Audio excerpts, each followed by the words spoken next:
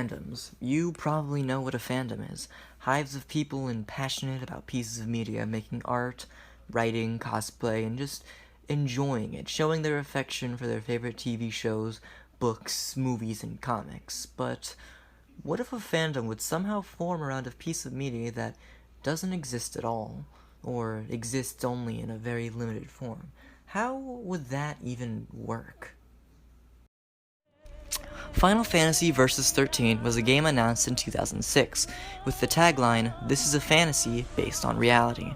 It was said to be headed by Tetsuya Nomura of Kingdom Hearts fame, and the game looked incredibly promising, with a deep combat system and a gritty and realistic story. However, progress on the game had been stalling until about 2013, where Tetsuya Nomura was removed from the project and placed to work on the Final Fantasy VII Remake and Kingdom Hearts 3. Versus 13 eventually became Final Fantasy 15, a game remarkably different from Nomura's original vision and much lighter in tone. However, in 2019, 3 years after Final Fantasy 15's release, Kingdom Hearts 3 was also released, and in the Toy Story world, a fake advertisement for a strange game called Verum Rex appeared.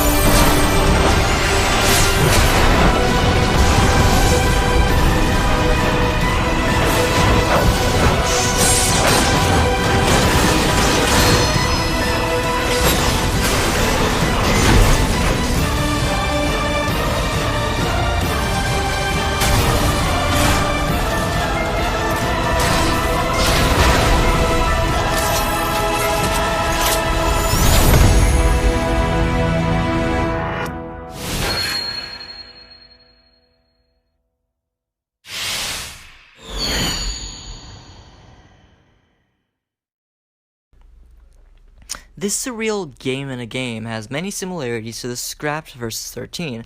The main character looks suspiciously like Noctis of 15 or Versus 13, who's named Yozora, and a love interest who looks very similar to the scrapped character Stella from Versus 13, just, given a brunette hair job. To many, this was just a fun, albeit very petty Easter egg, at least on Nomura's part, but in the secret ending to Kingdom Hearts 3 and the Remind DLC expansion, it's appeared there was much more to this gag than was expected.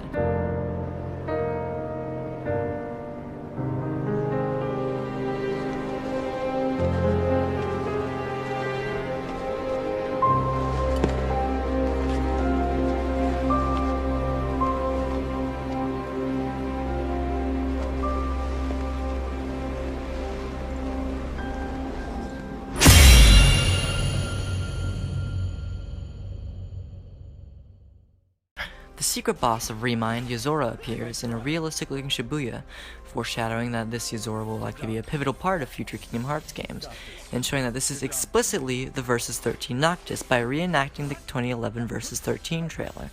This sparked quite a bit of interest in both the Kingdom Hearts and Final Fantasy 15 communities. Could Nomura be remaking or rebooting Final Fantasy Versus 13? This led to increased interest in both Versus 13 and this strange trailer, and people began to theorize about what it all meant, and eventually, this began to evolve into a sort of fandom for this non-existent game. Commander!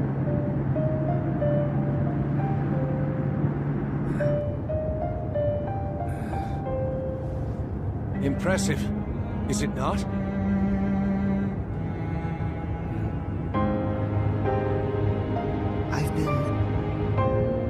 I've been having these weird thoughts lately. People began making fanfiction and fan art of Yozora. At Verum King on Twitter made a wonderful fan box art and 2 great edited trailers for the game.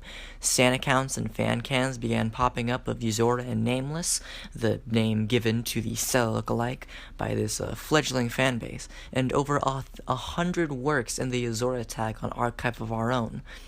People really attached themselves to Yozora, Magia, Aegis, and Nameless quite a bit, and a large fan base surrounding it has been quite prevalent. It may seem strange, having such interest and passion for something whose content consists of a fake trailer, a couple of cutscenes, and an optional boss, but it isn't entirely unprecedented. A strange, albeit fitting example of this is Five Nights at Freddy's. That game's story is fueled by vague plot points, motivations, and characters, where the only real thing that's set in stone is the basic sequence of events. This is actually kind of backfired into a good thing, and as such, people are able to make their own fan interpretations of the plot, the characters, the events, and this causes fan content to thrive.